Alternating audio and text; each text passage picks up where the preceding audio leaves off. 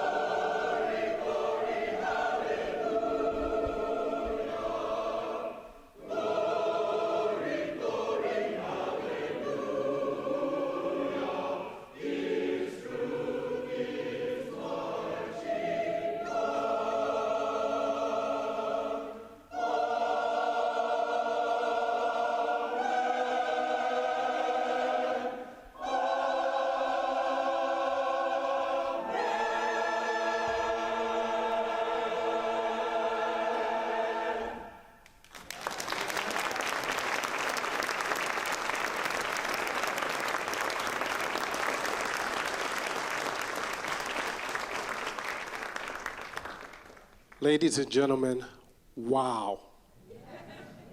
One more round of applause, please.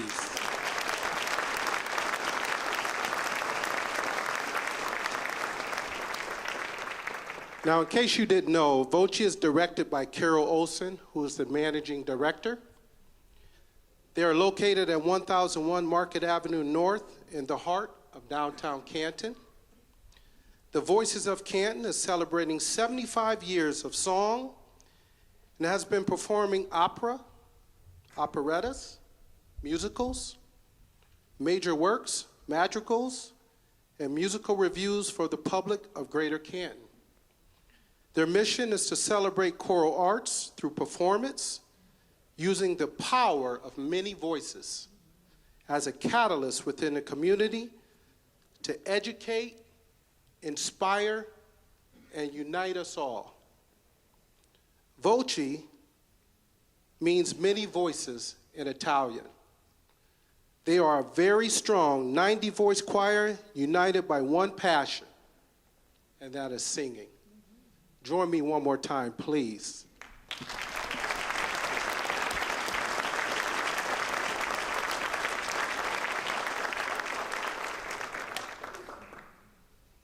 Ladies and gentlemen, at this time, we want to officially welcome you to the 2015 State of the City Address. Again, my name is Fonda Williams, Deputy Mayor. I'll be your MC this evening. House rules are you can clap as loud as you want to and as often as you need to. Amen? Amen. Amen. At this time, I'd like to introduce a very select group of individuals that we work with day in and day out. I don't have any more hair because of these individuals, but I do consider each and every one of them a personal friend and a dedicated servant to the city of Canton.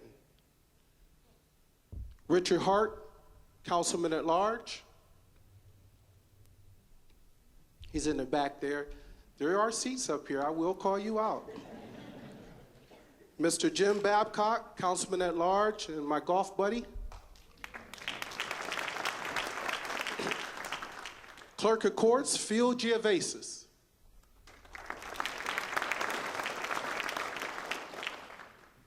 Ward 6 Councilman, hiding in the back, David Doherty.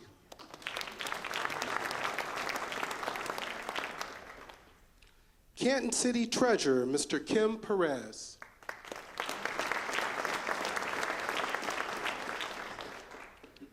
Ward 5 Council Member, Mr. Kevin Fisher.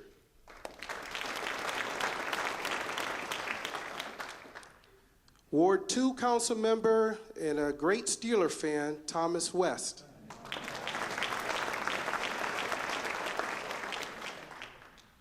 And our own Council Majority Leader, the one and only Frank Morris.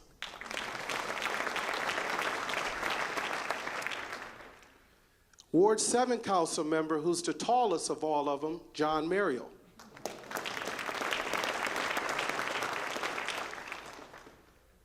Ward 8 Council Member, Esquire Edmund Mack.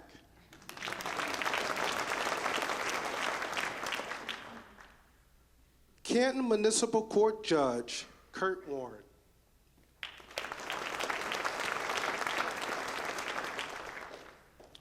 Have I missed any elected officials in the audience?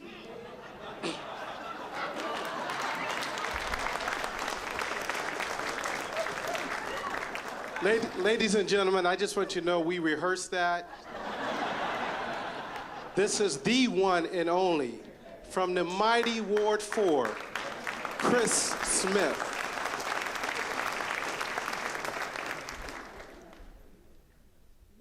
We did rehearse that. I would not dare miss Chris Smith.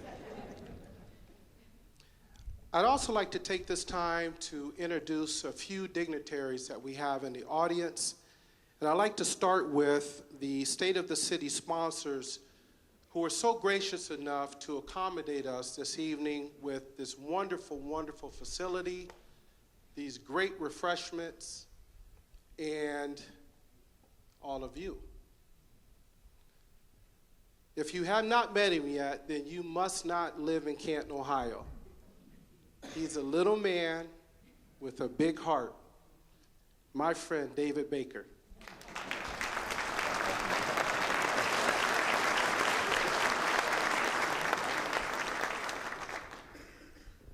I'd also like to introduce his wonderful staff, and this is very important because, you know, we all work for people, and the mayor gets all the credit, but there's worker bees underneath, as you all know, and same with Dave Baker. He's got some worker bees that are very, very talented, and they're hiding in the back. Pete, Joe, I see you, George, Dave Motts.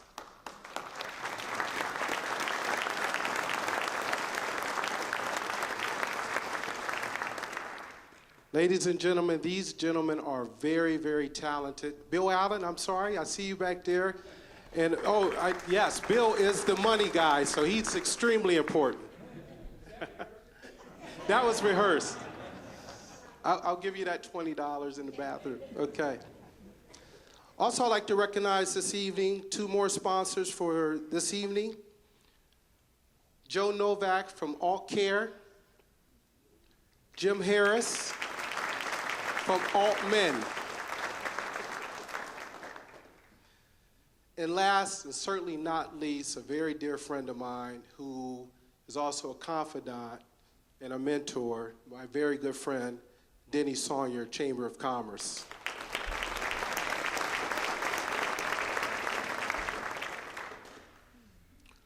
We're also blessed this evening with the presence of Dr. David King from Malone University.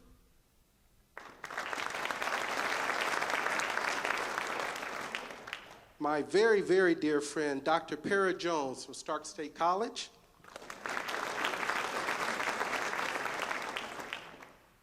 The wonderful Dr. Denise Seacrest from Kent State University, Stark.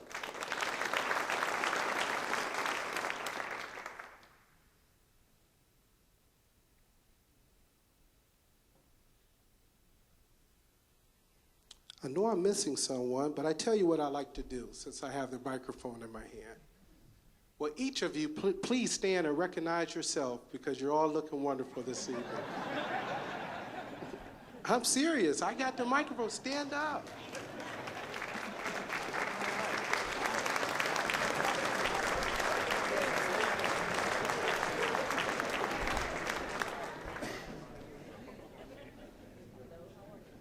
Didn't I feel good? Say amen if it felt good. Thank you.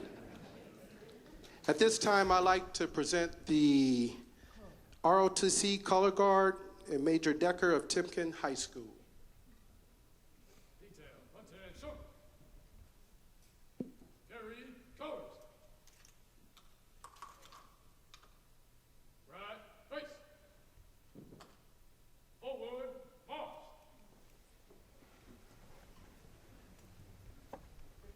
On time, march. Detail, look. Left face. Please join me in the Pledge of Allegiance. Present colors. I pledge of allegiance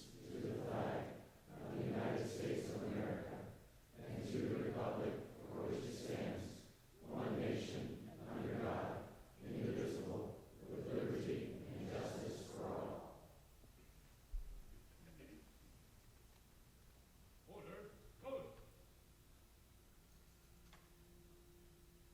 Left face. Forward march.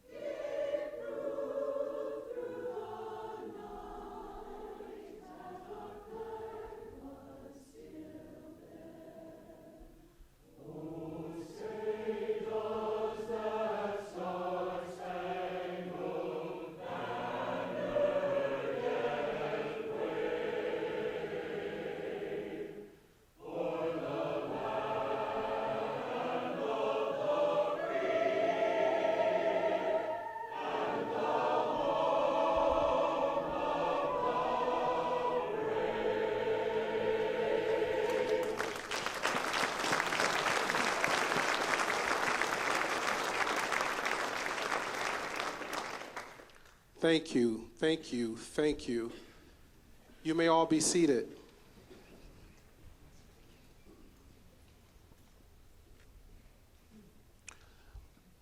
I knew there were two dignitaries that I forgot to mention. So, Mayor, if I can indulge you a few minutes. Ladies and gentlemen, I'd like to introduce you to two gentlemen who are very much involved in what you know as the Hall of Fame Village project. I'd like to introduce you to Mr. Mark Williams and Rex Carpenter from HKS Architects, who are here from Texas.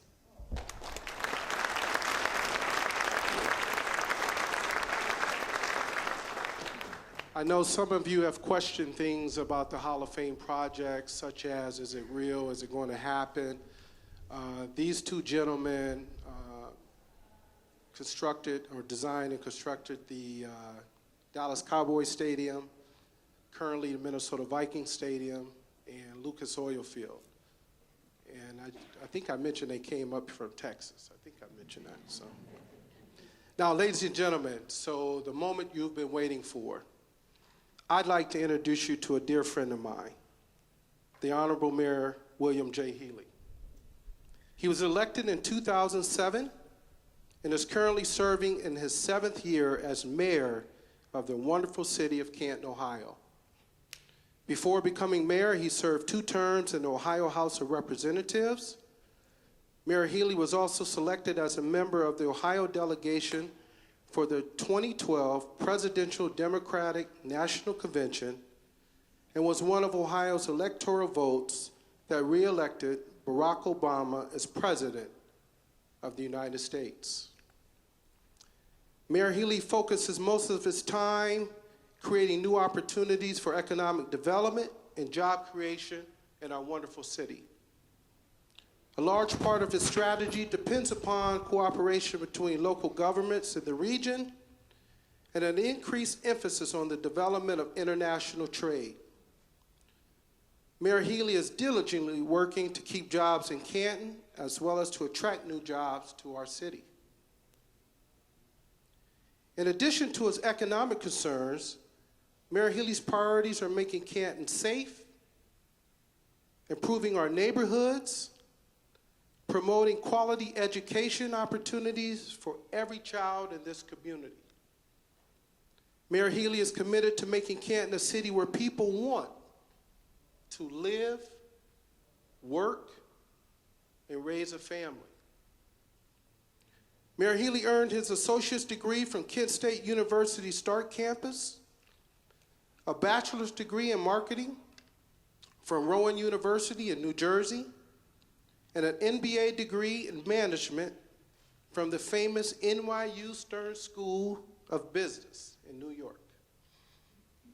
Mayor Healy is the past president of the Ohio Municipal League, Board of Trustee member of the Kent State Stark Advisory Board, trustee of the Stark Development Board, president of the Canton Health Board, my personal friend, and your mayor.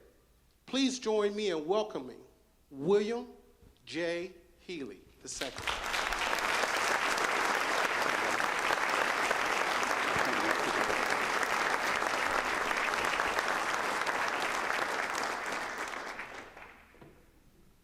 Thank you. I feel like the only thing I can do now is go downhill from there. That was such a great opening. Thank you so much. Good evening and welcome to the Pro Football Hall of Fame for the 2015 State of the City Address.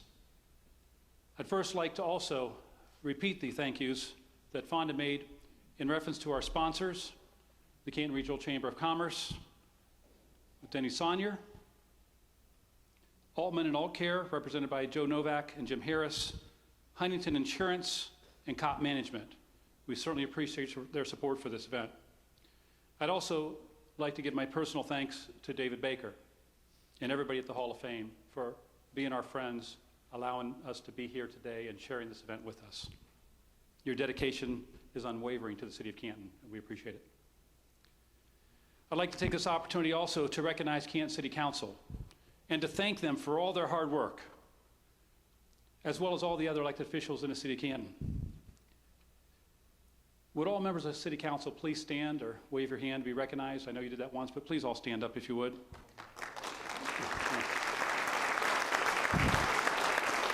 Even though these positions are considered part-time, every one of these council people work more than full-time to improve the quality of life in Canton and their wards, and I want to thank you for your dedication and all you do. Got it. And so I didn't have to miss anybody. I did you all at once, so that's good.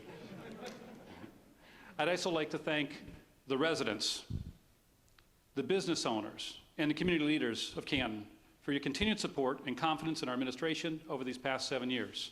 It's because of all of you that the future of Canton is bright for many years to come. About 12 years ago, my family and I were living in the East Coast, and I was successfully running my own business. No matter where I went, I used to brag about my hometown. I would tell people that I was a graduate from Canton McKinley, and I was from the home of the Football Hall of Fame. I was proud of my hometown. And then my father passed away. And when I returned to Canton to take care of my father's affairs, it gave me a chance to see what had happened to my city during the time I was away. And I was shocked. Businesses had left town, homes were boarded up, gangs were running rampant, and what shocked me the most was that only half of our children were graduating from high school. I couldn't understand how that was even possible here in Canton, Ohio. That's when I knew I wanted to return home to Canton and try to make a difference. When I was first elected, my initial goal was to stop the decline. And then we were hit by the Great Recession, where our unemployment rate had risen to 15%, and the state cut millions of dollars in local funding, and our safety forces dropped to the lowest levels in 50 years.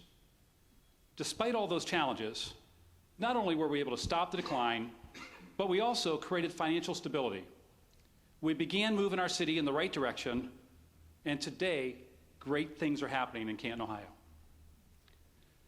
To help us navigate through those difficult times, we assembled the most talented, educated, professional management team in the city's history. I'd like to recognize my Deputy Mayor, Fonda Williams, and my cabinet, Andrea, Bill, Joe.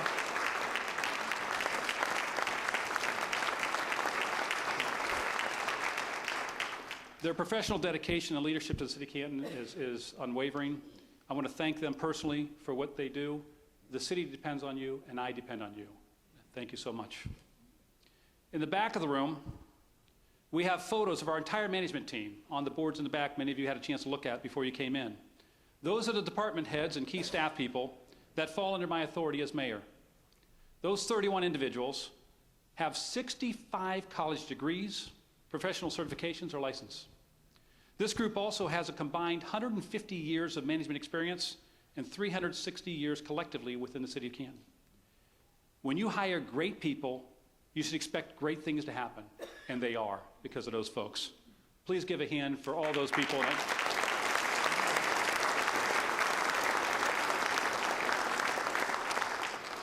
I did mention to one of them that I was going to call them out, and I will do that right now. I'm going to take a moment to congratulate 3 specific individuals in our management team. These 3 were selected by their peers as achieving the highest standard of excellence in respect to their departments. Tyler Converse, our water superintendent, Dan Meglin, our city engineer, and Tracy Mills, the superintendent of our water reclamation. Would you please stand up and be recognized? Okay. I got your picture here, you can't hide. These are great leaders, and they're respected by their peers. And I tell you, one of the most exciting things we did when we had the performance evaluations, it was an evaluation from all of the leaders in departments, choosing who they thought were the best performers. And so, to me, it was more valuable than me doing it or the cabinet doing it. It was by their peers, and you're recognized by everybody within the city, so thank you. In addition to this group, I don't want to leave anybody out, so I'm going to ask everybody in the room to stand. No, I'm not going to do that. There are other key people in the city that serve under other elected officials that are not directly under my appointed authority, and we certainly appreciate what they do. They all play an integral role in moving the city forward. And it's because of this team, plus everybody else under all those other elected officials, that we have wonderful things happening, and I can stand here today and tell you that great things are happening in the city of Canton. And if you don't believe me, and you're not excited about it, you really haven't been paying attention to what's going on. Let me just share with you or remind you a few things that we've been working on. VXI Global Solutions currently has over 1,200 employees and is one of our largest employers. We also have the Canton Brewery, the downtown college campus, United Way, and the lowest unemployment rate in over 30 years.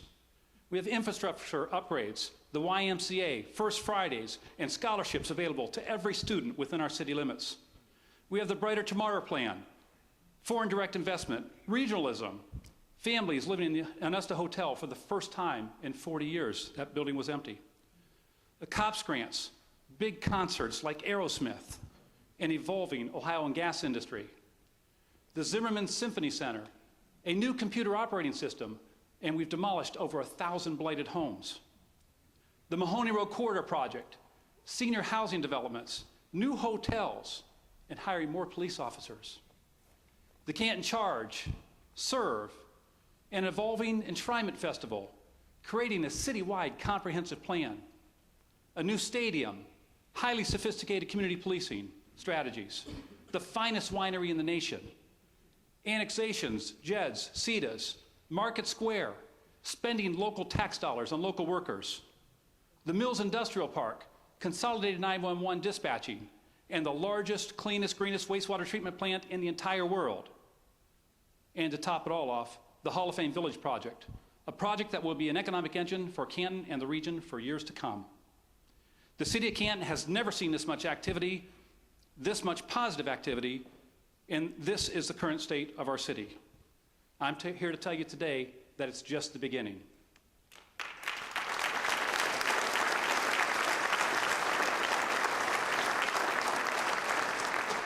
When I talked about the management team, these are the things that they've been working on, and they're getting great results.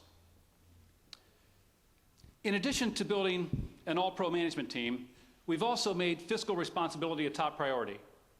Last year, I reported that the city's finances were the strongest in over a decade. And today, I'm going to share with you how the city is continuing to benefit from our overall financial position. We've collected the highest income tax revenue in our history for the second year in a row. That's good. And we've continued to reduce our overall debt while investing in our equipment and infrastructure, all while maintaining health reserves in our enterprise funds. There are some concerns, however, as our general fund cash flow is still lower than it was before the recession. This is directly related to the cuts in the local government fund that have been made by our state levels. So I want to take a closer look at our city's finances. The city of Canton is a $254 million business, a $250 million operation. And we spent a lot of time talking about that, but what we really talk about is the general fund operations, which is only 56 million of it. So when I talk about why the city is doing well financially, but then we also have conversations about how we're very concerned about some of our finances, it's because we're dealing with different pots of money. If you look at the money that comes in for that $254 million, only 22% of it is the general fund. That's the fund that pays for our policemen and our firemen and many of our general operations. These other funds deal with things specific, bond money, capital budget, enterprise funds, health department funds. These are all separate and cannot be commingled. So many times the public will say, well, gee, why are you spending money on this item when we really need this one? And the reason is because we cannot take that money from this account and move it into that account. But we do have it to use over here, so we use it. So I'm going to take a few minutes and talk about the general fund because that really is where all of our emphasis is when we hear about the conversations in the paper. And that's that little red portion there. The general fund is made up of income tax collection, the local government fund shares we get from Columbus, grants and other things. There's a number of things that go into this, but the biggest two items is going to be the income tax collection and the local government fund and carryover from the prior year.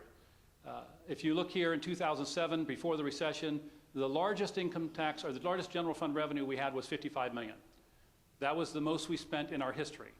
And of course, as this thing declined, when the recession hit in 2010, we dropped off pretty quickly. And since 2010, we've been working our way back, but if you notice, there are some dips in there, and those dips are coming not because we're not recovering locally. Those dips are coming is because they keep making changes in Columbus that takes away more money that used to go to local governments. Those are dollars that we're paying for policemen and firemen that we don't have, and we're trying to find other resources to fill them in. Today, our 2015 budget is $53 million, and if you'll notice, it's still lower than our pre-recession budgets. So we're operating today at revenues from 8 or 9 years ago. It's very difficult as all the costs have gone up. But what makes up the general fund? Well, the largest thing is income tax, as I mentioned. Income tax collection was at a record high in 2007 at $32 million, and it bottomed out at $28 million during the heart of the recession. At that point in time, our unemployment rate was 15%. 15% brought in $28 million. And if you look at what's happened since then in 2011, 12, 13, and 14, you've seen a significant increase. Our income tax has peaked last year at $34.7 million. Again, that's a record for the second year in a row. That means we've created local jobs, people are working and they're paying taxes. That's the local economy, and we are recovering, and Canton's doing great.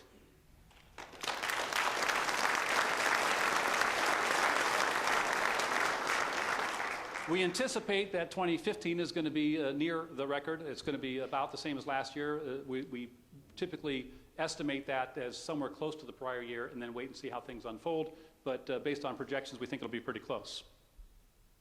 So the question is, on the previous slide I'm going to go back to, how come these numbers aren't going up in the general fund when our income tax is doing that? Well, this is the reason.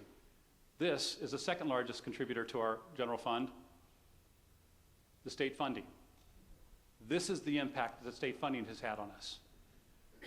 We were at $10.8 million in 2008, and we're $6.1 million less. That's annually, folks. That's annually. I want you to remember that $6.1 million number. The impact that our governor and our state legislature has on their policies for local governments is that. Those dollars go for police and fire. 70 cents out of every dollar in our general fund pays for a policeman or fireman. So when they're cutting our funding, they're taking away our safety forces. Look at that number, 6.1. I'm going to go back a slide. Look at the increase we had from 28 million to 34 million. $6 million, right? It's actually a little over $6 million.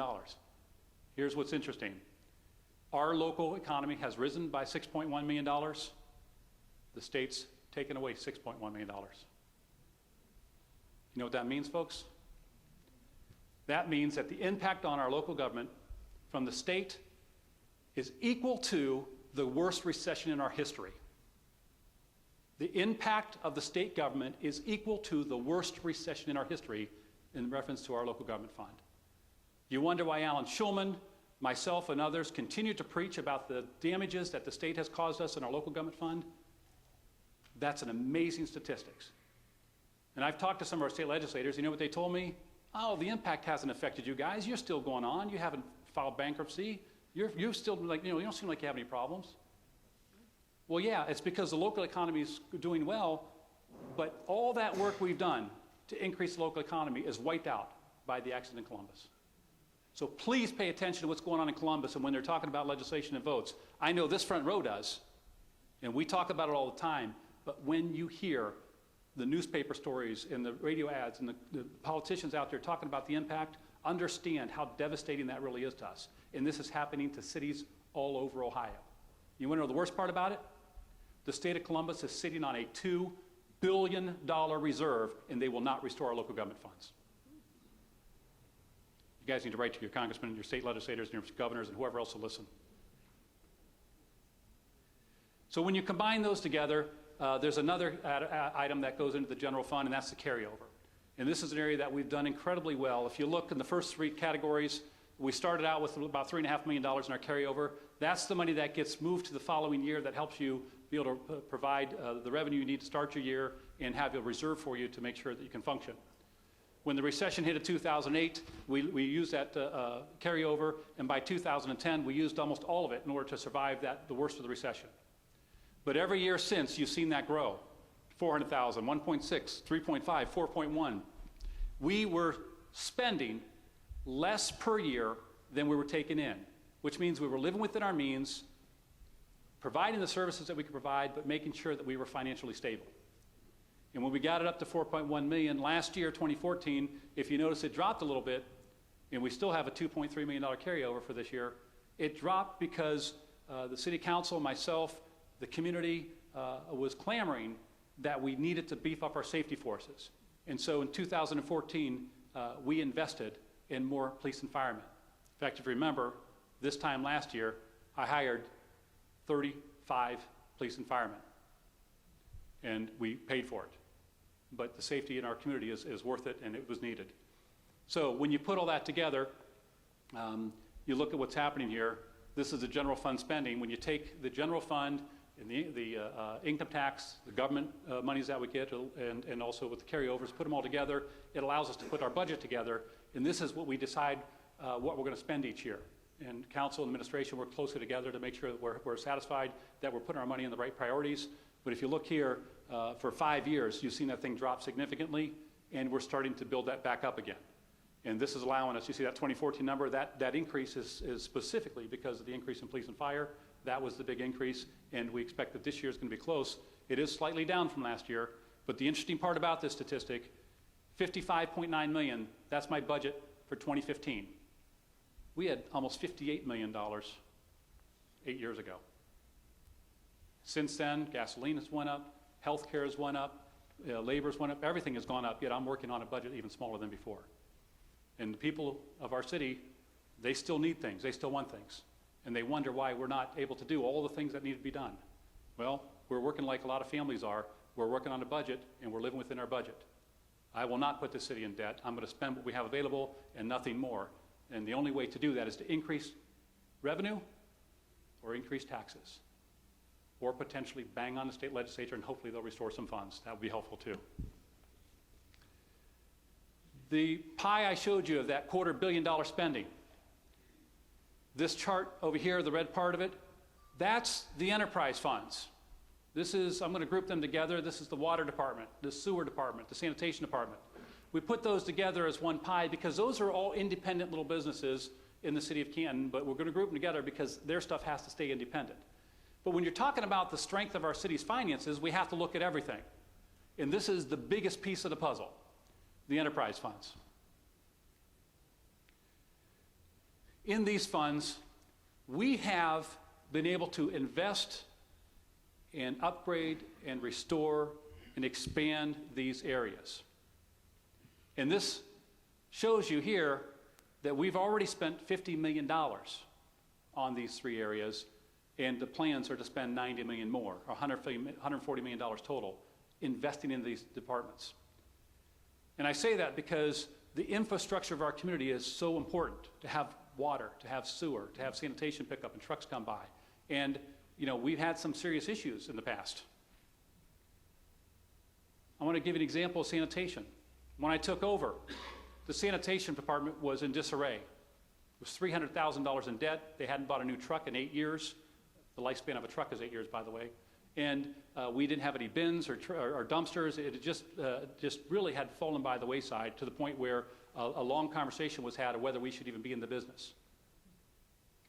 But we've made significant changes. We've turned around that department. And today, I'm proud to tell you that not only are we functioning, we have positive revenue, we've got new trucks, we've got new bins, and we're operating at such an efficiency right now that we're able to take our sanitation services and we're able to compete outside our city limits. Think about that comment for a second. A public service is able to compete with the private sector, and we're able to do that today, and we're able to win business over. because of the efficiency and the work that's going on in our sanitation department. Those are the type of changes that we're making in every department in the city, and that's a great example. But we've invested in that department, and we have more reserves than we've ever had, and we're successful. The carry-forward balance of our enterprise funds. This is, like I just showed you with the general fund, with the end of the year, you got to carry forward. Well, we need to make sure we have reserves in our enterprise funds because there's always going to be projects. You see water projects and sewer projects and stuff going on all over the city. Well, you need to have dollars for those in order to make that happen. And this is where those monies come from. And if you look back in here, when I took over, our reserves was $8.8 million. And today, it's nearly triple that. So not only have we invested and plan to invest $140 million in these departments, but we've built up our reserves and tripled them too, which means our financial stability is stronger than ever because this is a third of the total business of the city of Canton. And so we're making our financial structure stronger than ever. Another category that they look at when you're looking at your finances is the debt. And this is going to be the bonds that cities take out and the city debt that you have. When you're doing these projects, you typically finance them over time. And if you look again, it was nearly $60 million not so long ago, and we've dropped it down to $45 million by 13. And I apologize, we don't have the 14 numbers on here because this information is taken directly off the city's CAFR, which is a financial document, and the CAFR for 2014 isn't out yet. What I can tell you is we paid down debt in 2014 as well, so we know that the number is going to be lower than that 45. So I'm showing a $14 million reduction, and we know it's several million more than that. But this is the facts of what I can show you today, which means not only have we built up our reserve dollars, but we've paid down our debt, and our income tax revenue is growing. And those types of things put together mean that financially the city of Canton is doing better and better overall. And because of that, it's a great time for us to consider borrowing money. And so City Council and administration have been working together over the last year talking about things that we can invest in. One at the top of the list, you guys know a little bit about that one? If not, you will. But this is obviously something that's incredibly important to our community. And we've agreed that that's where our resources need to go. The Onesta Hotel is another one we've talked about. And we'll talk a little bit more about that building later on today. But these are some of the things, the city properties, roofs, dispatch, demolitions, the 12th Street project. Anybody have to come down 12th Street to get here today? Good luck. But guess what? This time next year, you're going to be loving it. In any case, we're in the process of looking at about $15 million, and there's a couple other things out there, like Market Square, which we're still working on. So the good news is we are in a position that we can actually invest and do more in our city. And to borrow money as low as 1%, I mean, who in the room can get money for 1% besides us? That's an incredible number, and it's a great time for us to borrow. So I'm going to take this financial package and say, hey, because of our financial strength, because of our position, it allows us to better prioritize where we're going to put our resources as we look to move the city forward. And as many of you know, I look at the city under 4 pillars. In order to have a strong community, I believe that you have to have strength in all 4 of these areas. You've got to have a good safe community. You've got to have a strong education system and strong education in your community. You've got to have good neighborhoods, and of course, you have to have a strong economy and jobs. So we're going to talk about each one of these pillars as I move forward. But these are the 4 pillars of a great community, and all of these need to be moving in a positive direction in order for your city to be moving in a positive direction. The first one I'm going to talk about is safety. I'm going to start with our fire department. And in fact, I'm going to talk about fire and police both, but we have with us today Chief Rich from the fire department. Thank you. Please stand up there.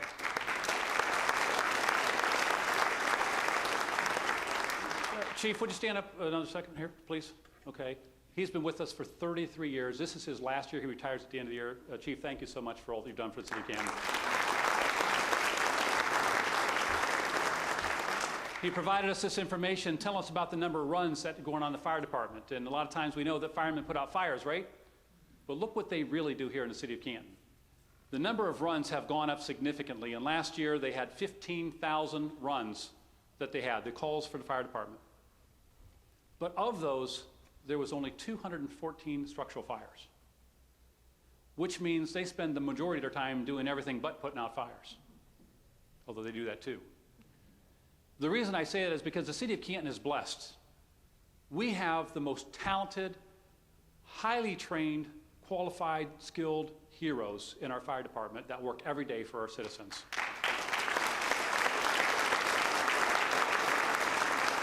We expect more. We want a standard of excellence in our fire department that's second to none, and that's what they provide to us. They have training that they go out on, not just on firefighting, but EMS medic runs to be medics that they go out on EMS runs. They also have hazmat training, water rescue, natural disasters, terrorist attacks. Virtually any disaster that you can imagine, these guys are trained for it. They're the most trained, skilled people you'll find anywhere, and we're proud of them. Thank you for all that you do for us. Now, the police department. We always talk about crime, obviously a big issue in the city of Canton. I wanted to share this information with you because this shows the number of violent crimes committed in the city of Canton are reported. This is using FBI reporting. There has been a change in the numbers. If you look here, we were in the 9,000 range for many years. And when we came in, we got very aggressive about this, and we put a lot of things in place, and we took community policing and added intelligence-led policing. And we've been working aggressively on this, and we made some significant headway here. And we started dropping crime. And then it kind of leveled off a little bit. But what happened here is, of course, the recession hit, and our workforce dropped. During those high numbers, we were somewhere around 175 police officers. By the time we got to that low number, that low post there, we were under 140 police officers. And what happened is it was declining, and then what happened is the police officers started declining, and then the number started going up. And then the jail closed. If you remember, the county closed their jails, and the numbers shifted again. And so we're fighting so many different variables in this figure. But we've got this thing down into the 7,000 range, so it's down significantly from the 9,000, 10,000 range, and that's good, but that's not good enough. And we know that in order to be able to take these numbers and improve them, that we're going to have to do more than what we've been doing. But I want to show you what the police officers in the police department have been doing. Is Chief Lauber here? Chief, there he is in the back. You didn't have your uniform on today. Chief Lauber.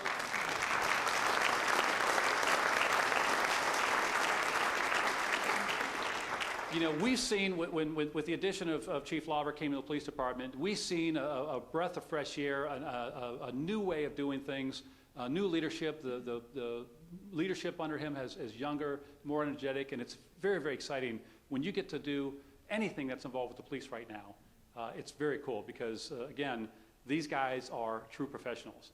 I remember when I came on to the city and I looked at the department, I don't mean to disrespect anybody, but I will tell you that the first thing I thought of when I saw our police department at that time was that if you can't beat the mayor in a foot race, you probably ought not be a police officer. And today, I don't know if there's anybody down the police department that I could actually beat in a foot race. I mean, these guys are impressive. That's all I can say is they're unbelievably impressive. And if you ever get a chance to do a ride-along, you will be blown away at the professionalism that they have. Thank you for your leadership and all that you do, and for the talent that you bring to our city.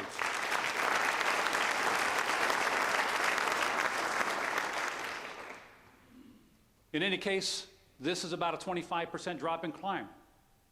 That's significant. 25% is a big drop in crime. So how did they do it? Well, the first thing they've done is through community policing. Community policing, I'll give you some examples of some of the things we've done in community policing. In community policing, we have officers assigned to our neighborhood association meetings. Many of you here are part of the neighborhood associations. Who's a part of the neighborhood association? There's a lot of hands out there. Thank you so much. It's because of you guys, the city is moving forward. But your input, meeting with the police officers and sharing with them specifically what's happening in your neighborhood and where you want the attention, that's been helping. Our chief and our safety director have been going around the city and doing safety education meetings, and they're going to continue doing these things. And this is an opportunity for individuals to meet directly with the chief or the safety director and share their concerns and give us your opinion on where we should be spending our efforts. And of course, we've assigned officers to the walking beat in our downtown, which is one of the safest areas in the city of Canton right now. And so that is working, and we know it's working. So community policing strategies do work, and we've been doing those, and we're going to continue doing that. In addition to community policing, we also have intelligence-led policing. We've been talking about this for several years now. We've been infiltrating our police department with technology, with data, with tools and resources that help them with their job. A great example is the body cameras. We've been talking about this and working on this for, what, 2 years now? Last week, we went live with the body cameras. I happen to be wearing one. In case you notice. You're now on candid camera. This is a great tool to be able to see exactly what's happening out there, to keep our citizens safe and also to protect our police officers. The police officers love having this on them, and they will use it. And I'll show you how this works. You basically flip the switch on this, the green light comes on, and it's recording. It is not a live feed. I'd love to be able to put you on the screen and let you look at yourselves. However, when the police officer is done with their shift, they take this back to the police headquarters, they plug it in, download it, and that data is stored. So if we need video of any incident, we've got it. And I'll give you an example of how it works, because if you haven't seen this, we had an officer test this out. He went downtown to one of our fine establishments downtown, and we got a little small video here. We'll let you see how it works.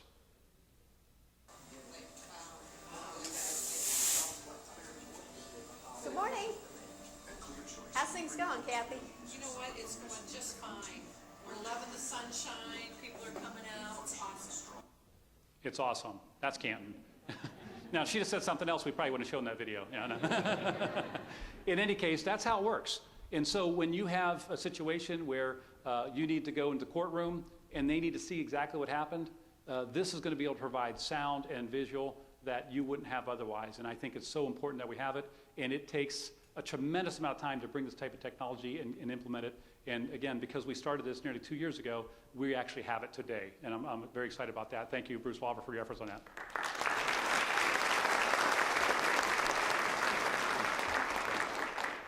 And of course, City Council, because you guys, everything we do, you guys have to pass and make it happen. And the nice part about it is we are on the same page on so many things that help us move the city forward. And I'm just so thrilled with where we're at right now. Another way that we have intelligence-led policing brought into the city, and you've heard us talk about this as well, and this is the ShotSpotter. This is a screen that shows over a period of time where gunshots were fired, and the data actually puts it up. And what happens is we then can compare that information, take that data, allows the police department to determine not just where they're going to patrol, but when, because there's times on these. It tells us, are these things happening at nights or in the mornings or in weekends? Is it happening in a certain hour of the day or what have you? And so they're able to use that technology to predetermine where incidents happen. Every Friday night we have an incident in this neighborhood. They can actually be out there. And then what we did is we actually looked at this and then brought the data up. Now that we've had this for over a year, we're now be able to compare year-to-year stats since we've had this program. And the data now shows that we've reduced gunshots in the targeted areas where we've used ShotSpotter by 44%, folks. 44% drop in gun shootings in our targeted areas. That's an amazing drop in crime, and we would never be able to do that without the technology. And that's the type of stuff that we're using throughout our city. Come on. Good deal.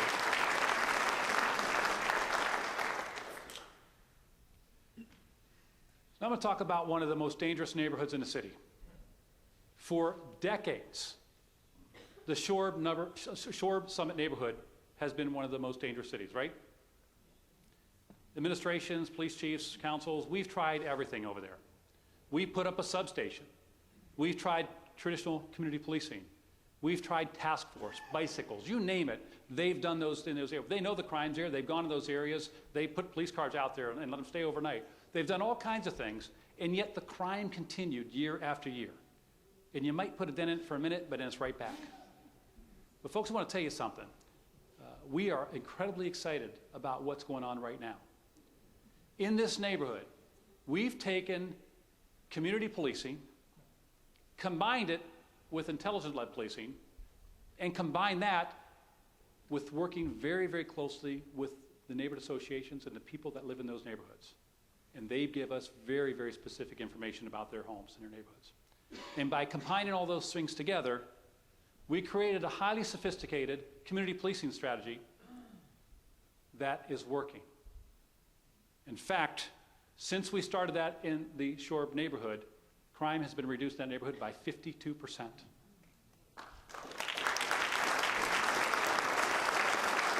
That's amazing. Not only have we reduced the crime, but we've been able to maintain those lower levels of crime. This is not something that stopped for one day and is back.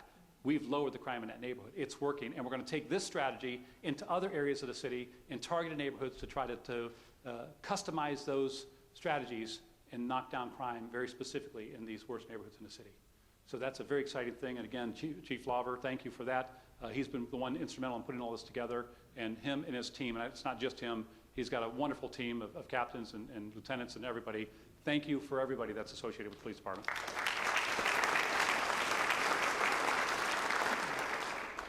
But one of the things that we cannot live without, and we know the best tool to help reduce crime is basically the number of people on the streets, manpower, boots on the ground. This chart shows you the impact that we've had from the recession and the state government cuts. And again, we were hovering around 350. This is police and firemen combined. And you can see how we've lost a significant amount. We got down under 300. We've lost about 60, 65 or 70 total police and firemen. And this is basically what's happened. In 2012, we dropped to the bottom. In 2013, we were able to start hiring people. They were filling people that were leaving, but we've leveled off. And I want to show you what's happened after last year. As I mentioned, I swore in 18 police officers and 17 firemen. And that brought our numbers up significantly in 2014, and we anticipate that we're going to be increasing it in 2015 because this year our plans are to hire 25 more safety forces. 25 more.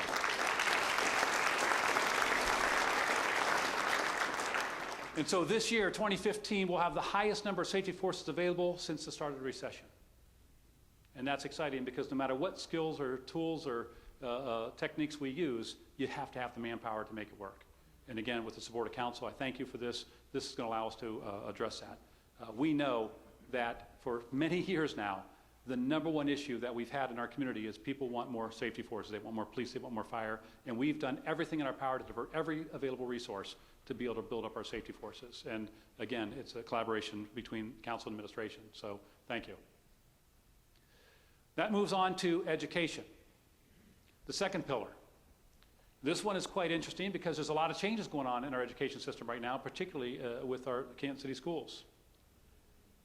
But as I mentioned at the beginning,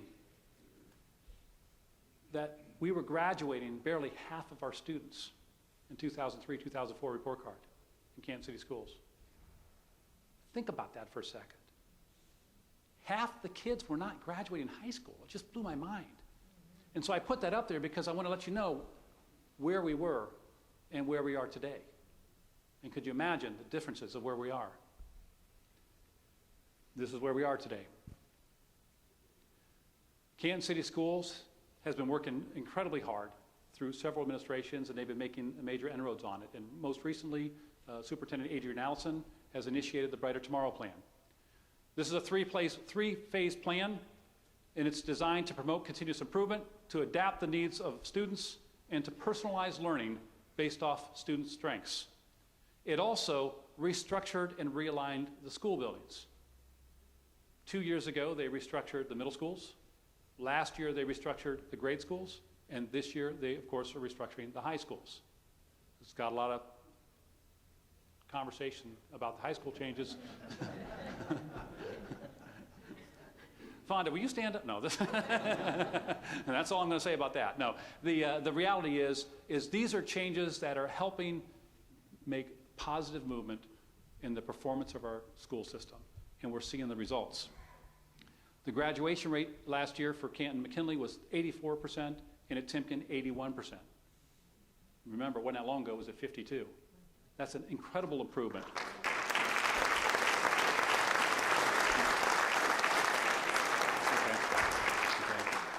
And while I have this information on the board, I know Bruce Allison, or excuse me, Bruce from the police department, Adrian Allison, his son, is the superintendent, but he's not with us today, but his wife is here. Where's Miss Allison at?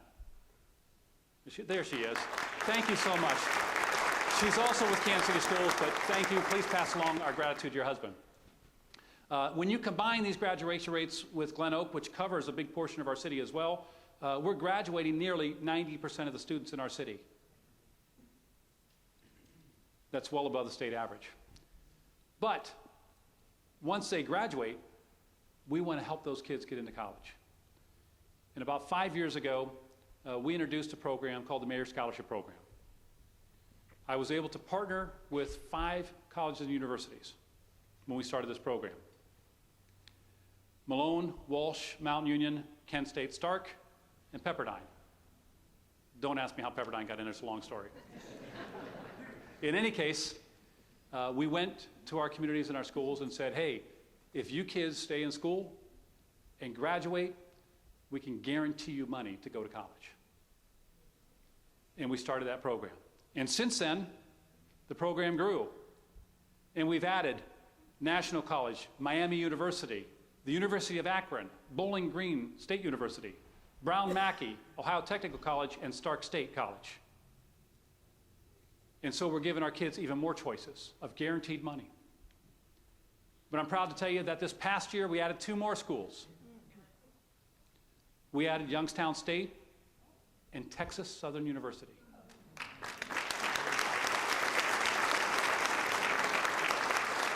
The program is growing, and Youngstown State, of course, is where Jim Tressel is right now. We all know who that name, right? So I met with him, and every one of these schools, I've went to their campus, I've talked to the presidents, I've had a chance to make sure I know exactly what we're offering our kids. And Jim Tressel is excited about being a part of this program. But I'm going to give an example of how this program works, and I'm going to use Texas Southern as our newest entry. Texas Southern University, if you don't know who they are, they happen to be the band that came to Canton last summer and played in the Hall of Fame parade. Yes, they are bad, right? It's an unbelievable band.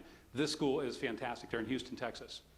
They actually have some really, really cool programs down there that we don't have at some of the traditional schools up here. For example, they have a maritime program. So if any student is interested in anything that has to do with water and the oceans and boats and what have you, they've got really cool programs that are designed to that. They also have, and are one of only, I think, 3 schools in the country that have an air traffic control training program and degree. And they also teach pilots how to be pilots. So if you want to be an airline pilot, they have a program there. So that's a really cool offering, a little bit different than some of the other schools we have. But I will tell you how it works. And of course, they have other programs for regular programs as well that other kids are interested in. But to go to Texas Southern University, it costs $18,000 a year as an out-of-state student. $18,000. What they are guaranteeing every single child in the city of Canton who graduates from high school and wants to go to their program, if you go there and you're qualified to get in, they are guaranteeing $11,000 scholarship a year for every kid. And if you're Pell eligible, with most of our kids are, you can go there literally tuition free for 4 years.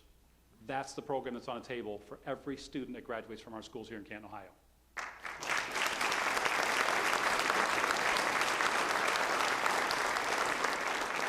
And it's not just them. Youngstown State, Miami of Ohio, Bowling Green, those programs are very similar, where you can go there at tuition free or very low cost tuition because of the grants and the scholarships you get. It's built in. And so it's an amazing program, and we want to make sure that every family and every student in the city of Canton knows that these are available to them, because there's no excuse now for them to think that they're not going to go to college. We're making that happen for them, and I'm excited about that. So I want to share something with you. So how does this really work? Well, as I mentioned, about 5 years ago, we started the program. I happen to have with us today a young lady who was one of the first students to qualify and get a scholarship in the program. Chelsea Perry. She got a scholarship to go to Malone. She went there for 4 years, and she graduated almost a year ago. After she graduated, she applied for a job. I was looking at resumes, interviewed her, offered her the job. And I said, you know, Chelsea, one of the things that you're going to be doing in this new position is you're going to be managing and overseeing the Canton Scholarship Program. Do you know anything about that? And she said, well, yeah, I know about it. I actually received it. And she's with us here today in the back. Chelsea, she's a City of Canton employee.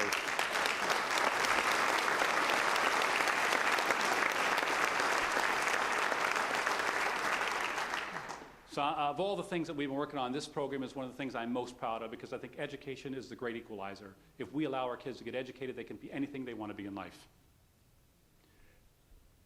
Can't not talk about this. One of the biggest things that happened in the last year. Stark State College has built a downtown campus in Canton, Ohio.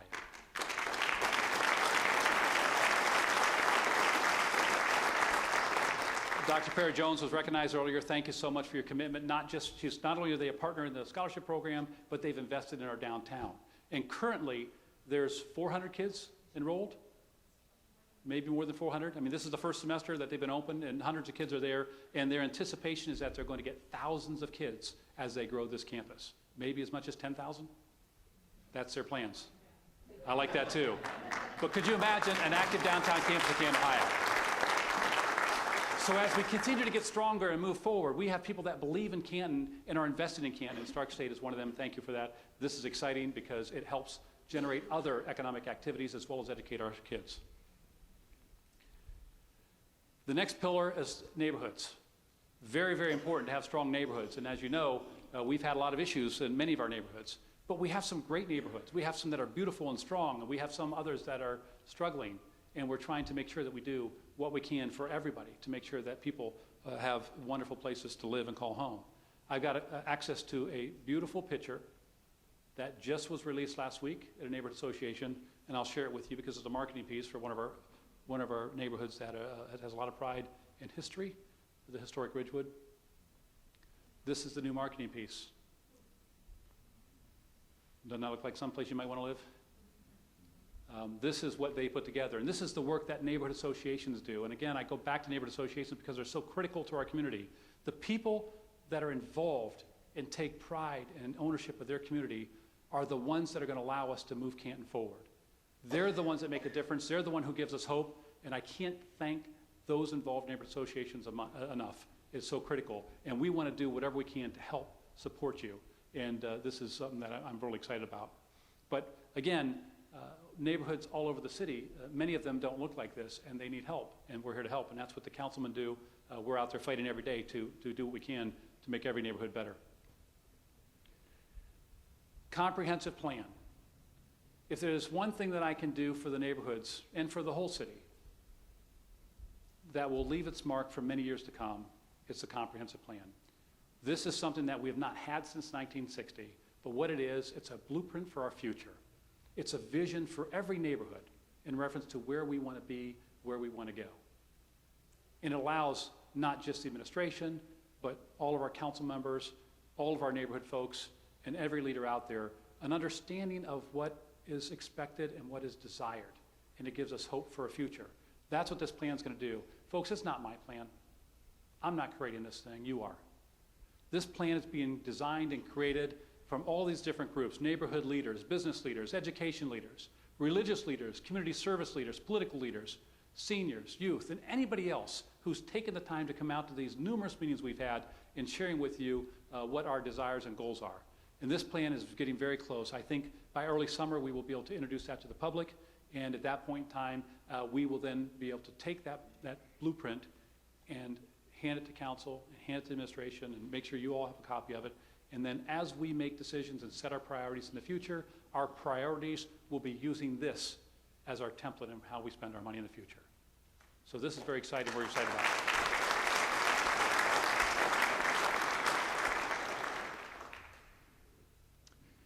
Community development. This is another area of importance.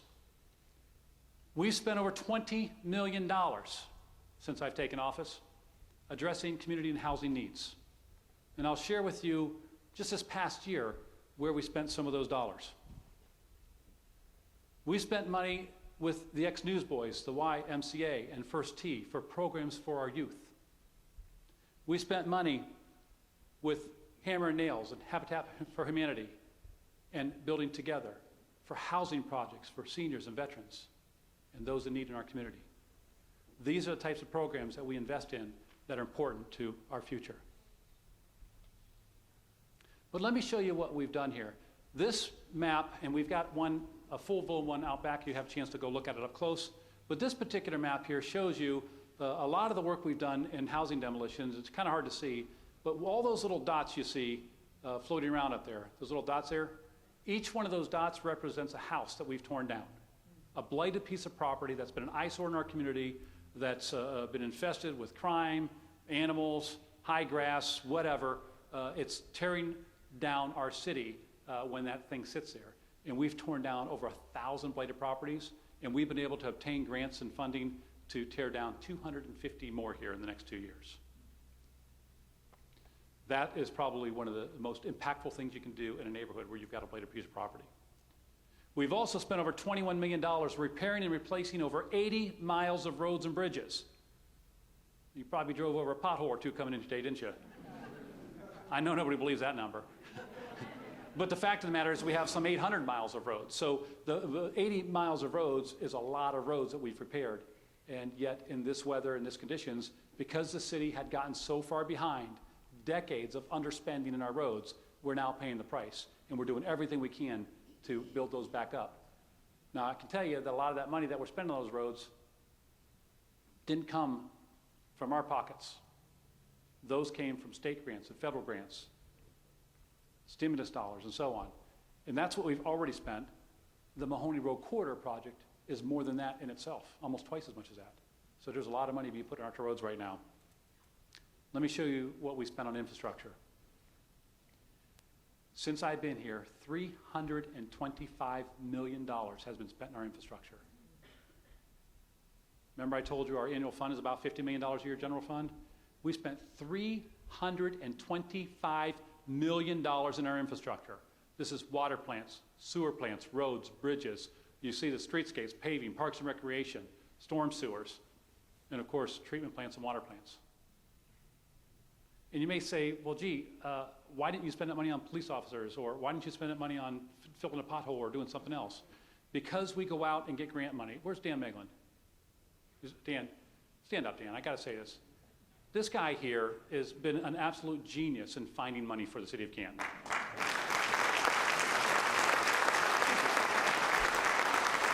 There's a reason his peers had singled him out as one of the greatest, because he not only works on projects in every department, but he's the guy that helps us find money. And I can tell you, of this $325 million, more than 75% of that came outside our city walls. That's how we're getting things done in Canton, Ohio. Let me give you a couple examples of what that means to you. The water department, Tyler Converse. Where's Tyler? Oh, he's not here, is he? Okay. Rick, where's Rick? Brett? Where's he at? Brent, there he is. Brent, he's from the water. Here we go. Sorry. Tyler's not here, but Brent's here. He's representing the water department today. We have, the water department has done some amazing things. I'm sorry, I got distracted here. Will everybody please stand up? No, sorry. In the water department, here's some of the things that we did since we've taken office, and more importantly, since Tyler took over the water department. We have 3 water plants that access 3 different underground aquifers. Abundance of water. We have rebuilt and refurbished all 3 of those. They had not been done for between 30 and 40 years. The average life cycle of these things is 20 to 25. It's kind of like a car engine. You know, you can run it for so long, and then you got to rebuild it, what have you, and it only lasts for so long. Well, the average lifespan is about 20 to 25 years, and it had been between 30 and 40 years since we've done anything to these plants, to give you an idea of how we have let this stuff go. Well, Tyler came in, and we shut one plant down, tore it apart, rebuilt it back up, new motors, new valves, new pumps, new everything. Got it up and running, and then we shut down the second one. Did the same thing to that one, shut it down, and got it running, and then we did the third one. And now we got all 3 of our water plants that are going to be functioning incredibly well for the next 20 to 25 years. And then we went out and did a leak detection program, because they hadn't repaired leaks, major leaks, for years. That wasn't the philosophy of the old administration or the old superintendent. And so Tyler went through with sonar and radar and remote control cars, whatever it took to go find these leaks.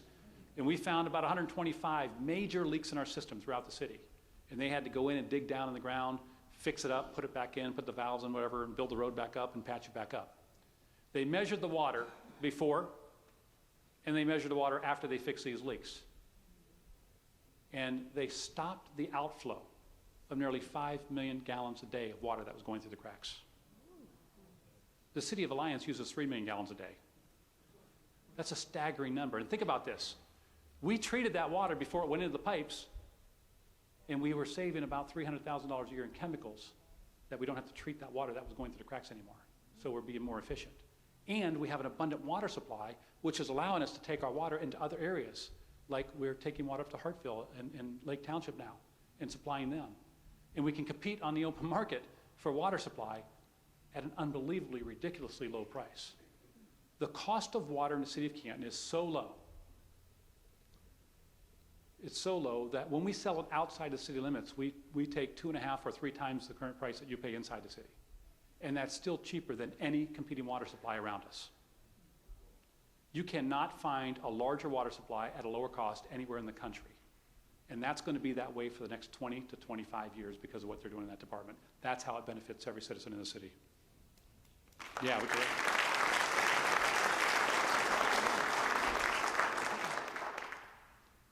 Our wastewater treatment plant, Tracy Mills, genius.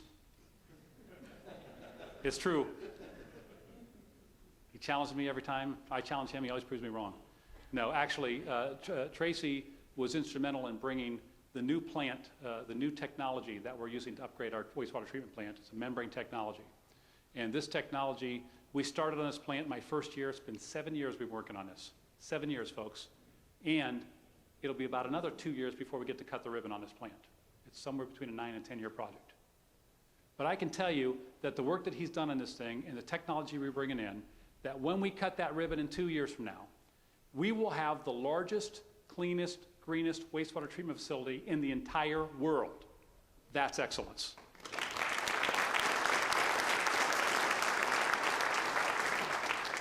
Not only is it going to be the best out there, but because the early entry we put into it and how we set it up, our cost of operation is one of the lowest of anywhere around, and our plant's already upgraded. Cities like Akron, they're spending $1.4 billion. Cleveland's $3.2 billion to upgrade their systems. They got a lot more work to do than we did. But I'm going to tell you something. You will not find a lower price for wastewater treatment anywhere. And when you combine the low cost of wastewater treatment with the low cost of water, when you're looking at our public utilities, there's not a city in America that can take those two items and be less expensive than you are here in Canton, Ohio. And that's important because when companies that need these services are looking for a place to call home, they're looking at all their costs. That gives us a competitive advantage to attract businesses in the future. And we're using it today. Of course, that takes me to the economy. Jobs. What have we been doing? Well, this has been a place that I spend a tremendous amount of my time because nothing is more important than bringing jobs to our community or retaining jobs in our city. Because jobs mean families are happy, they're working, they're providing for their needs, and they're paying local taxes, which allows us to pay for policemen and fill potholes and do the things that you guys want. Without those dollars, we can't do those things. So what have we been doing? Well, we've been working on retention and expansion, attracting new companies and targeting international businesses. I'll give you a few examples, and you might have heard some of these names, you might not have on some others. But on the retention and expansion, Freshmark, Stoley Machinery, Case Farms, Hydrodeck. These are companies that were here that have had some needs that we've worked with to be able to help them. Hydrodeck, for example, had a fire that nearly put them out of business. And we're happy to say that they're in the process of rebuilding and going to be opening back up and bringing those jobs back to our city. You know, Freshmark and Case Farms need help to be able to stay here and to expand. And Stoley Machinery is one that we'll talk about in a few minutes in reference to the needs that they had to continue to stay in the area. But we're also working to attract new companies. Oh, and I'll mention here, too, Nationwide. We all heard the headlines on Nationwide, right? We're not giving up on them. We're going to do everything in our power to keep them here. They're not leaving for 5 years, and we got that much time to work on it. And we're going to do everything we can to keep and retain those jobs. Attracting new companies. I Squared Our Power, Corprex Capital, EDOC, Stark State, we mentioned downtown. Not only is it education, but it's jobs that are brought downtown with that new business. I Squared Our Power, Denny Saunier. This is the Mills Industrial Park, which you helped create. And I want to thank you and D. Hoff and those others that are involved with that. That park has been fabulous for our city. We've got hundreds of jobs out there now. This is one of the fifth company that's in that facility, and we've still got space to bring in more. But this is new businesses brought to our city. Corprex Capital, they're building a new Best Western hotel at the Faircrest exit in the city of Canton. EDOC is building a senior housing facility on Market Avenue. We just had a press release 2 weeks ago announcing that. That's going to have not just jobs for the people running this facility, but create quality housing for our seniors. And of course, we're targeting international companies. Kubota, Ambiflex, Ecovacs, a Japanese company, a Dutch company, a Chinese company. These companies are all here. They're working with our city. They're creating jobs in our city. And it's happening because we're reaching outside of our boundaries and saying, hey, why not Canton? Just yesterday, Just yesterday, we were here in this building, myself, with Denny Saunier in the chamber, and members from the chamber, members from Team NEO, Northeast Ohio's economic development arm for the state of Ohio, the U.S. Department of Commerce, folks that I met in China. We were all here with Dave Baker, of course, who was generous enough to help us promote our community. And we were trying to sell them on why they should come to Canton, Ohio. These were 7 businesses that are looking to come to the United States and are looking for a home. They're flying into Washington, D.C. for a big event coming up this weekend, and while here, they're stopping at different places, and we got them to stop in Canton, Ohio, and they're going to Detroit and Chicago and California, and then they're going back to D.C. But we got them to stop here and say, hey, why not consider Canton, Ohio? And if we can convince even one of them to plant the flag here, we're going to create more jobs. But those are new businesses that are happening out there, folks, and we got to go after them, and that's exactly what we're doing. We're also working, as I mentioned, with partnerships, and I talked about Stark Development Board and the Regional Chamber of Commerce and Team NEO, people that were working recently on these programs. I want to mention the building trades, because we got a really unique situation going on here in Canton, Ohio, that you don't see in other places that have the trades. And of course, Arts and Stark, who's been an unbelievable partner for us in reference to helping us grow our city and our downtown and making Canton a livable city. So these partnerships matter. And what's happening is this Stark County Oil and Gas Partnership. This is a collaboration between business and labor and government who've come together here in Canton and said, we all know that the oil and gas industry is important to us, and we want to attract those companies and those jobs and those projects. And so collectively, we're working to promote our area, business and labor side by side with government as a collaboration to promote our area. That makes us unique. That makes us attractive.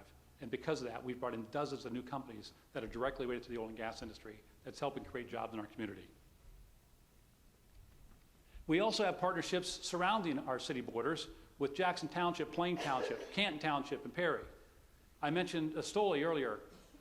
The reason I mentioned them, they were an existing company. We actually worked with Jackson Township and created a JED to keep them in this area. And together, Jackson Township and Canton both benefits from that. And again, council supported that because we needed to make that happen, or else we'd have lost those jobs.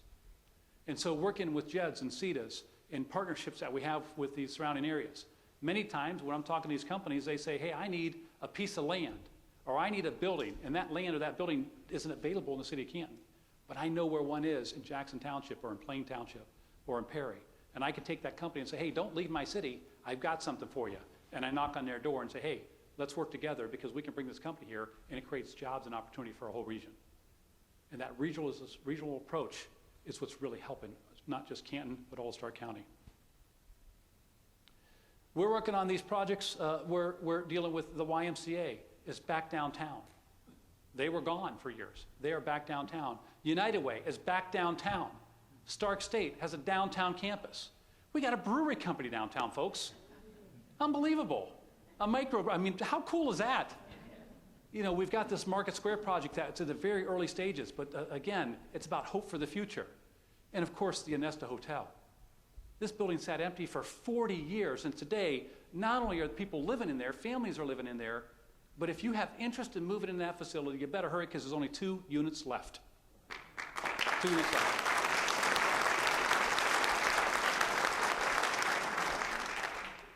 Canton's unemployment.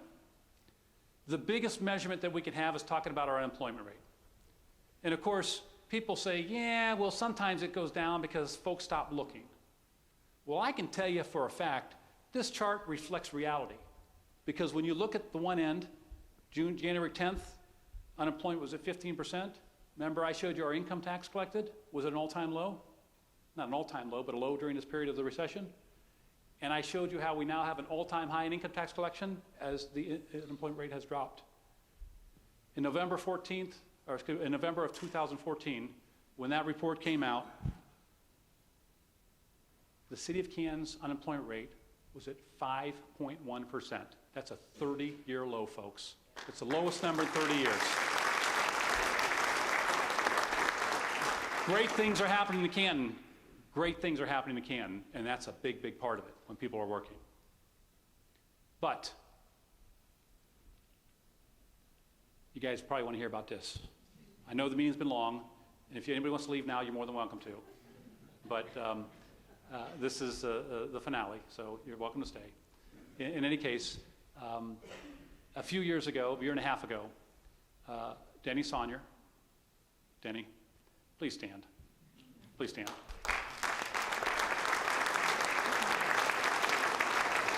You guys, you have no idea how important the actions of this man have been for our city and how valuable he's been to our community. And oh, by the way, he is the best looking guy in the room. And he did pay me to say that, yes. Right, Denny? Got it? Is okay? Okay, thank you. In any case, what had happened was we knew that the Fawcett Stadium building was decaying and deteriorating. We had to address that. And Denny sat down with us and said, hey, we know we need to deal with this. Can the city help? And we talked to council, and we talked to the chamber, we talked to Adrian Allison and the schools, and really trying to figure out, okay, what do we do with this? And the city said, yeah, you know what, we know that stadium is incredibly important to us. We want to step up, and we made a verbal commitment that we would do something with it. And Denny Sonyer then said, okay, fine, what I can do now, because the way the state's dealing with the capital budget, they're now letting the chamber then make recommendations on what to do with that. And he said, if you guys make a commitment with this monies, I think we can get some money from the state. And then he worked his magic. And he talked to about 4 million people. And we got not just Denny, but the chambers from around Stark County. And the communities from around Stark County all agreeing that, hey, that stadium was really important because of the impact it had on the Hall of Fame. And so this whole project started out as a stadium renovation. And today, we're standing here talking about a Hall of Fame Village project. So what I want to do right now is I want all of our council members to please come forward. Please come on up here, all the councilmen. Fonda, will you grab that? Okay, all the councilmen, this is important now, because this is the moment where the city of Canton is going to fulfill our commitment. Denny Sonyer, I would love for you to be up here with us, because you have been involved just as much as everybody else has. Let's move off to the side here so we can do it over here. Is all the councilmen up front? Okay, we'll stand over here. And now what I'd like to do is I'd like to bring David Baker up to the front. Come on, little guy. When you dream big things happen. And this is the biggest dreamer right here. So what we'd like to do is we would like to deliver the city's $5 million to you today.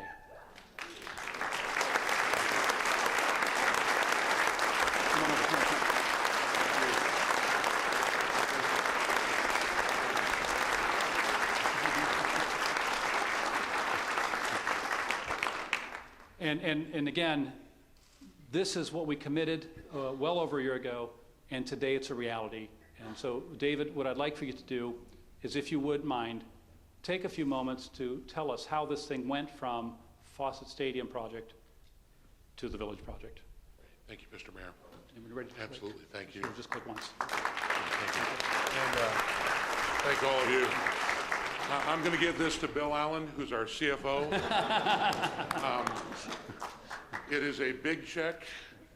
I am at least a big guy physically, and I assure you that I have a wallet big enough for that. But Bill, if you'd deposit that right away, I'd appreciate it. Mr. Mayor, thank you for your leadership. Denny Sonyer, thank you for yours, for the council members, for the educators that are here, for the staff people that are here. I want to take one opportunity, if I could, to tell you that my wife and my granddaughter and I, we love you. You are a remarkable people. And it's not just because you gave us $5 million. That helps. When that's given to us, we feel a tremendous sense of responsibility to make that work for our young people here, for partnerships in education, for partnerships in business, and to create an economic engine that'll create more so that you don't have to choose between potholes and police officers or fire officers. But what I will tell you, that this has been an incredible journey just already. It's an incredible purpose here. And all I wanted was a hotel and to finish the job of my predecessor, Steve Perry, to fix the stands. And as we started working on it, more and more people started contributing to it. And more people started dreaming. And there's a quote that we've kind of used at the beginning of every meeting. It's from Daniel Burnham, who was the designer of the 1893 World's Fair in Chicago, the first one that was ever lit by Westinghouse. And it said, "Make no small plans, for they have no ability to stir men's souls." And they probably aren't going to be accomplished anyways. Dare to dream big. And if you do, our children will do things that we never imagined. 2 weeks ago, we had the commissioner of the NFL here with about 1,100 people at the Chamber of Commerce. You heard him say that the NFL believes in Hall of Fame Village. You heard him say that he supports it. When he left and he was on his jet on the way back, he texted me the same thing that he told me in my first conversation with him about coming to the hall. He said, "We will make a difference beyond any imagined." He also said, and I thought this was very special, he said, "I can't believe what's happening in Canton." He said, "A special place is on the move and it's becoming more special." That was his observation from being with all of you. And that's what we see every day. A couple of weeks ago, the best thing happened to me. And we've got people, I assure you, who are the best in the world who are working on this. And just like the Seattle Seahawks or the New England Patriots in the Super Bowl, I can't tell you for sure that this is going to happen. I can't tell you for sure what it's going to look like. But if you'd gone to every one of those players before the game and said, "You really think you can win?" They would have rolled over you. They would have said, "Hey, we got a great team. We've prepared all year long. We've got a great game plan. We're the best team in the world. We believe it can happen." And that's what we believe about you. We've got the guys who are designing the best facilities. Mark Williams told Roger Goodell 2 weeks ago, if I could quote you, Mark, he said, "Listen, I did Cowboy Stadium. And this isn't going to be a stadium for 110,000 people. But you did say that it was going to be every bit as great, right? That's your promise." And it happens because people start believing. And that's what this shrine is all about. It is about teamwork. It is about trusting each other, even if we're different. When you get in the huddle, you're not thinking about that person having more money than you, or that person having a different color of skin. You only think about the character it takes to overcome that adversity on the other side of the line. And that's what teamwork is. It's beginning to trust each other. It's beginning to dream bigger. So 2 weeks ago, I had my best day here in Ohio. I was with Denny Sonyer and 2 other guys. They'd come to talk to us about Market Square. And I said, absolutely, we want to support that. Because everything we're doing out here, instead of people coming to the Hall of Fame for 3 or 4 hours, we hope they'll be coming for 3 or 4 days. And 1 or 2 of those days, they're going to go downtown. So we need to start working on how we connect it, how we work on it together. But one of the guys that was with Denny said, he said, because you're dreaming bigger, the rest of us are dreaming bigger too. And I went home to my wife and I said, this is my best day. If we can begin to trust each other, if we can begin to have the courage to dream bigger together, and I see it with Adrian Allison and the courage that he's trying to do to make a change. I see it in our educators at our college. I see it in our businesses. I see it in what all of you are doing at the city. It's special. Let me just share with you in closing, before I show you Hall of Fame Village and our big dream, why I think we can be not only a city of excellence, which you're known for. Every week when somebody says, he's going to Canton, or if you could be there with me when I get to knock on the door and tell Jerome Bettis that the bus is coming to Canton forever, it means something. It means the highest level of excellence. It means something when that Hall of Fame is on, Chiefs, your badge to stand for excellence. But I also think we've got an opportunity to be a city that has the courage to dream, the courage to trust, the courage to love. And that's what Colleen and Celine and I have seen in you in this last year. That's what motivates us so much.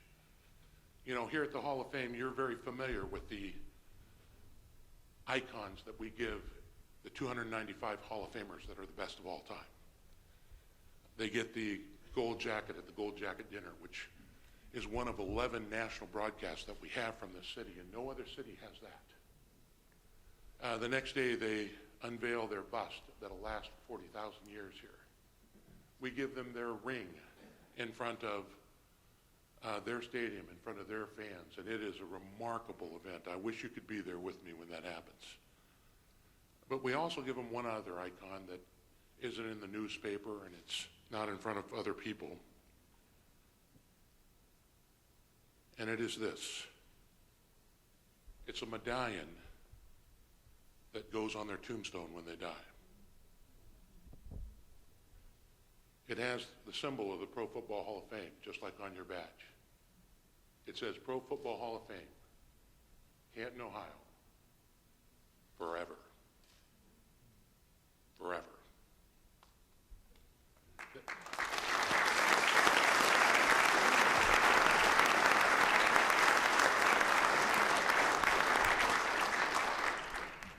That's what these people stand for.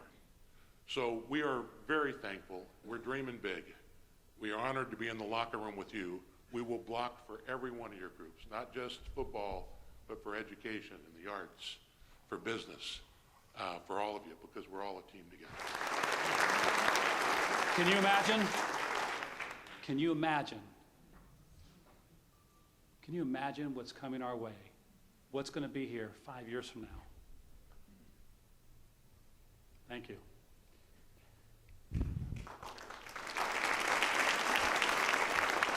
As I referenced earlier, when I first returned to Canton, we were struggling. Think back to the conditions of our city 10, 12 years ago. At that time, could you imagine First Friday events that attract thousands of visitors, not just from Canton or surrounding neighborhoods, but from neighboring states? Or that we'd be home to Gervasi, the finest winery in the entire nation? Could you have imagined that we would have a downtown college campus, or that people would be living in the downtown Onesta Hotel? Could you have imagined that the oil and gas would be a major industry here in Canton, or that we'd have a microbrewery downtown Canton? Could you have imagined that we would have the largest, cleanest, greenest wastewater treatment facility in the entire world, or that crime would have dropped by 25%? Could you have imagined that we'd be graduating nearly 90% of our students from back then and offering scholarships to every single student in our city?